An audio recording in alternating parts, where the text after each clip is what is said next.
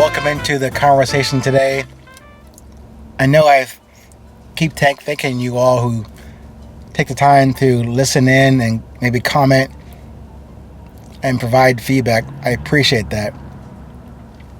I can't tell you how much I enjoy presenting these messages.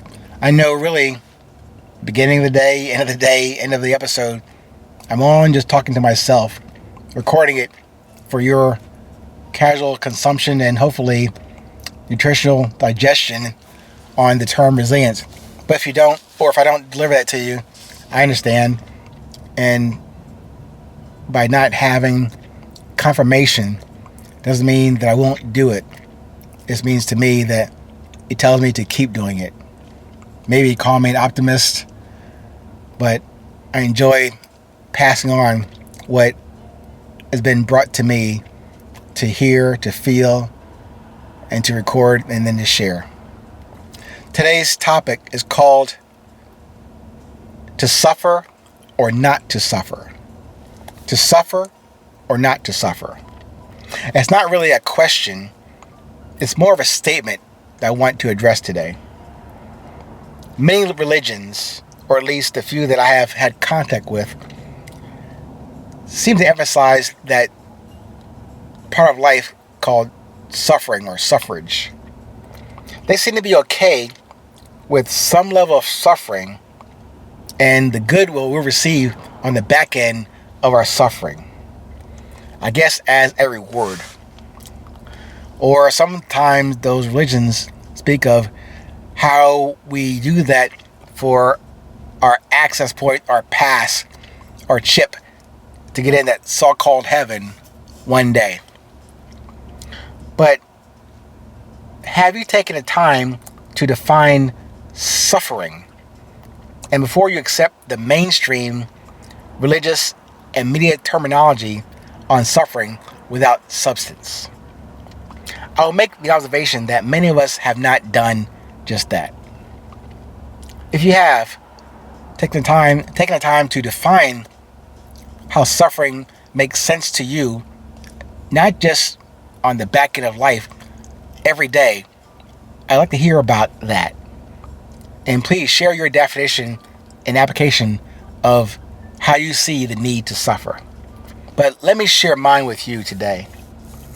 Another observation of a thought that literally and figuratively crossed my mental screen just the other day.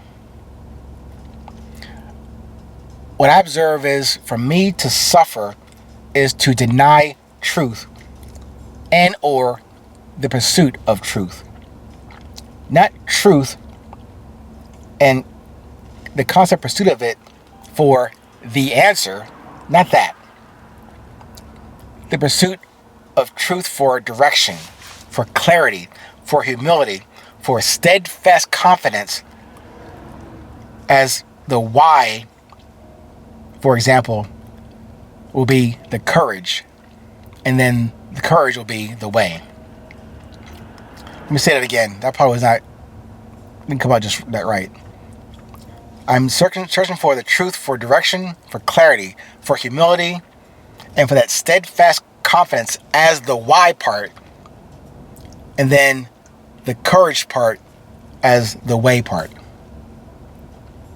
As I mentioned earlier, when I asked you for your original definition and application in defining the term suffer, allow me to move from philosophy and from me directly. For example, this is for me personally.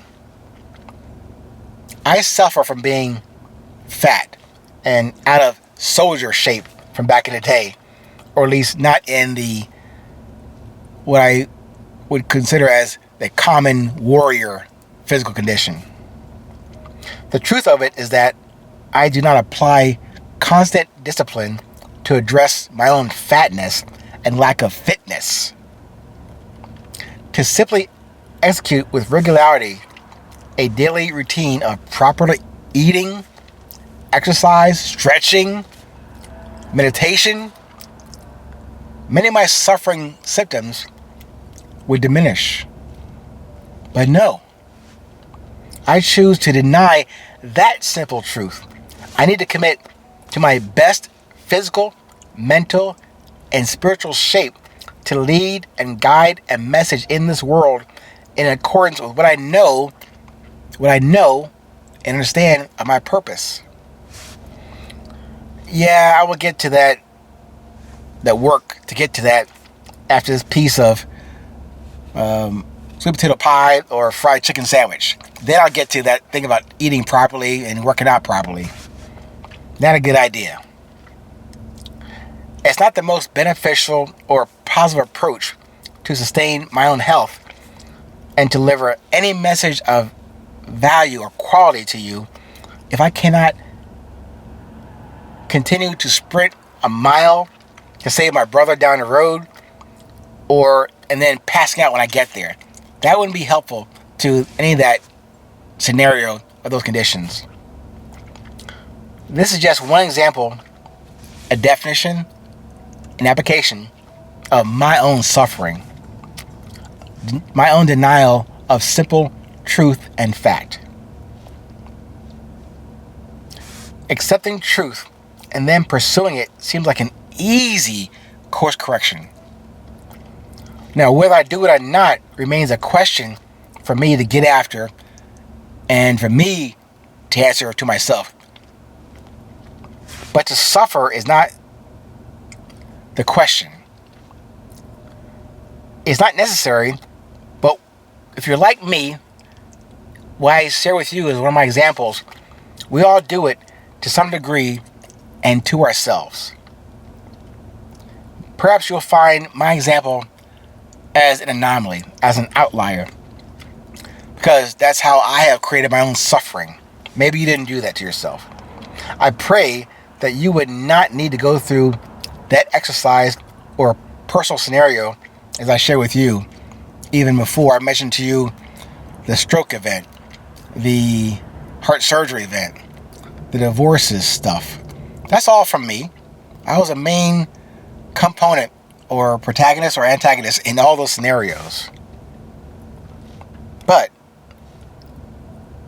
I will close with this. How about we suffer less by defining and applying our original, genuine truth to our own purpose, unique, and message. I submit that as a new metric today and measurement for our daily resilience. To close out this episode today, I hope the examples were helpful to you. Maybe that guy Ming is totally in left field or right field or outside the ballpark. Either way. But maybe the thing about to suffer or not to suffer, I'll close with this. Just unsuffer. Until then, stay present, stay current. It is always 8:20.